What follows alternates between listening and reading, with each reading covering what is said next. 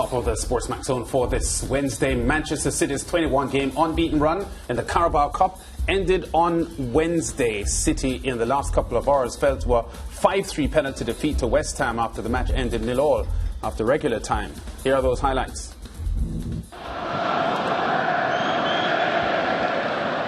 Palmer away from Noble and found Raheem Sterling, and Palmer heaved it high.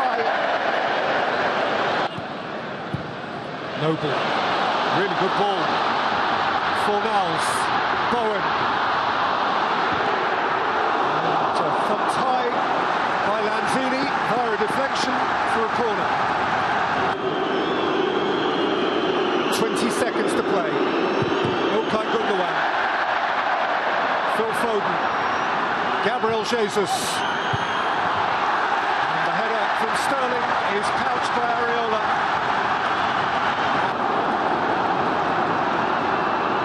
Noble, that's a belter, and he meant it. An artful substitute.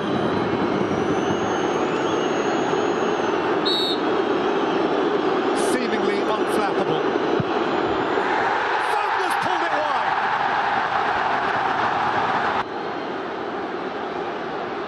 Their priciest signing steps up to keep them in it. He is required to score.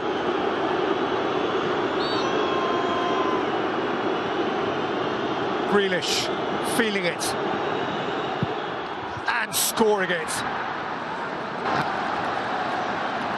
Manchester City's monopoly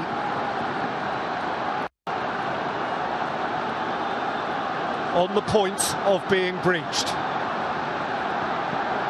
Said Benrahma with this kick of the ball to end a Carabao Cup era.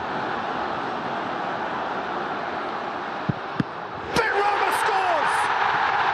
And City are out! At last! Finally!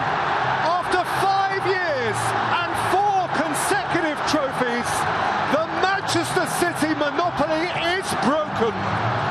There will be a different name on the Carabao Cup this year, and you know, it just might be West Ham's, because they are believing in everything. Peter Drury said it all, and Manchester City are out of the Carabao Cup, the tournament they've dominated for the past 4 seasons. West Ham, George and Marat, 4th in the Premier League at the moment, 5 points off the lead, creating the upset win, which isn't uncharacteristic in these kinds of competitions. But West Ham proving to be a force. Yeah, and I think they really have gathered momentum under David Moyes. You know, they seem to be a force to be reckoned with. And this match today, where they were able to knock Manchester City out of the Manchester City Cup, because that's what people have been calling it for some time, will continue to boost their confidence and make them feel that they can go on this entire season to win titles and trophies. And I mean, any team that can beat a team like Manchester City, and I know today Pep made a lot of changes to the team. He made 9 changes from the last time they played, but the confidence in the West Ham camp right now would be over the top. Yeah, let's get a post-game comment from Pep Guardiola, losing coach today. In general, it has been an incredible run. So we have done fantastic in the last years and even today. So we played really well. We created a lot of chances. Unfortunately, we could not convert, and the penalties, you know, they were better than us. Is there, even for somebody like you and your club, which is built for winning and only winning, is there a sense that even you think sometimes, somewhere, this run had to end? No, of course. Nothing is eternal. Well, it felt it. No, absolutely not. Absolutely not. We fought a lot to, you know, to win and win this competition 4 times in a row is a fantastic achievement. So today finish. Next season we'll come back to try to do it again. Talk to me about your... Yeah, so Manchester City not at full strength today, but neither were West Ham, George, because Mikel Antonio, their leading scorer in the league, wasn't on the roster today, and West Ham still got the job done. Yeah, we say not at full strength, but Pep always makes changes. He never plays the same team in consecutive games. And I think if you look at the changes he made, you could say, well, they were weakest at goalkeeper.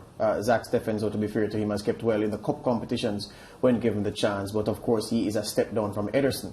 So when you look at the personnel playing for Man City, you wouldn't say Man City fielded a weak team. You're talking about Jack Grealish, Raheem Sterling, Fernandinho, Kevin De Bruyne, Gabriel Jesus, Phil Foden.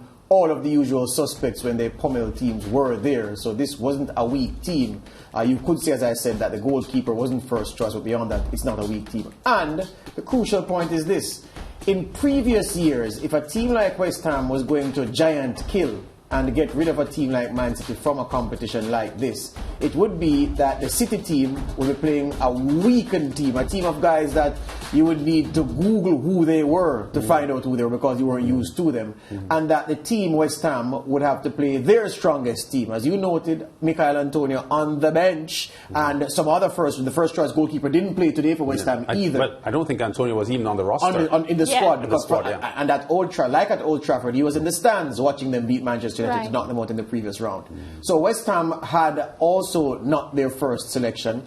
And unlike City, who the players who you saw today are part of the first 11, because there's no set 11 at Man City because he rotates every game. Yes. There were West Ham players who are fringe players, who are bench players, who know they are not part of the strongest 11 or 13 players. That's what makes the victory even more noteworthy, even though they did hit on penalties, because they were strong enough to hold the City in the 90 minutes, to threaten, to not concede, and then had the nerve to beat them in the penalty. And what I think is City got chances, George, because there was a header from Nathan Aki that anybody would have think he would have taken it. So he missed that opportunity. Then there was an opportunity for Ilkay Gundogan. He missed that opportunity too. So when you constantly miss chances, I feel like that sends your confidence down, and the entire team, well, obviously, we end up losing. Well, one of the offshoots of a result like this, George and Mariah, would be, does this make the course a little easier for Man City with their Champions League bid, because they now don't have to worry about the Carabao Cup, so at least one tournament is out for them. So as far as rotating their players and keeping their players fresh for important games, does this improve their Champions League title run? Well, they definitely do. It definitely does, Lance, because now you focus on the big trophies, the big titles. I mean, if I was Pep, I would think, all right, I've done this so many times before. This is just done and dusted with. Let me focus on bigger things, because to win the Premier League and the Champions League in one season would be a feat. I'd say no, because here's why I say no. The big teams like these, the Man Cities of this world, they thrive on playing, and all of these boys who went to the Champions League final last year, went to the semi-finals in the seasons before, all of them were playing deep, were playing Carabao Cup, challenging for the league, except the year when Liverpool blew them out of the water, and also going deep in the Champions League and playing in the FA Cup and going far in that competition as well.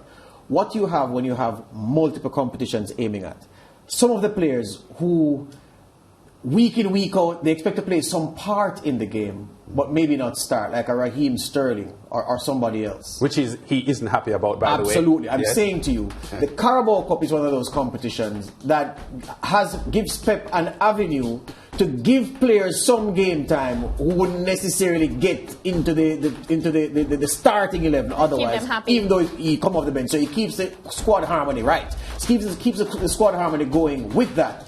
One less competition, there are going to be more people who are perhaps more disgruntled now, because there's one less competition for them to really get their teeth into and get some game time and say, oh well, you know what, I was a part of a title-winning performance, a title-winning team, so I'm not really going to rock the boat despite not starting every But that's one way to look at it, George, because I just feel like now the mission is win Champions League, win Premier League. We have nothing to sidetrack us.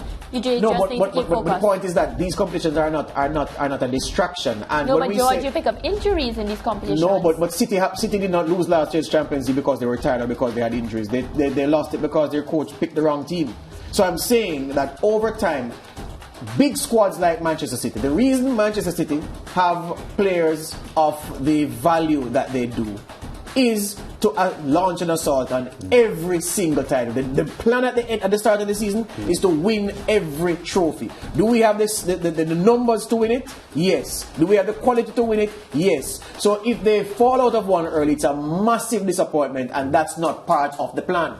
Okay. So that's the point I make. A team like West Ham now, Yes. the argument about resting players, it will be true because the Yes. squad will be stretched because the Yes. squad was not designed Yes. to launch a multiple or a multi-frontal assault. It was just to focus on getting a respectable finish in the league. Yes. But now they're in Europe. Don't forget they're in Europe. Yes, Yeah. They are deep in the Carabao Cup now. They are playing well in the Champions League. So the fact of the matter is West Ham's squad is going to be stretched. And watch David Moyes buy players in January. A man like And he has Pep a good does argument. not need to buy players in January Yeah. because he has all of what he needs. And for West Ham were everything just else. outside the top 4 And what last I year. know is David Moyes, with what he's been doing, when he goes to the owners, he shouldn't even have to put up a fight to get these players because Yeah. he's been really proving his worth right now.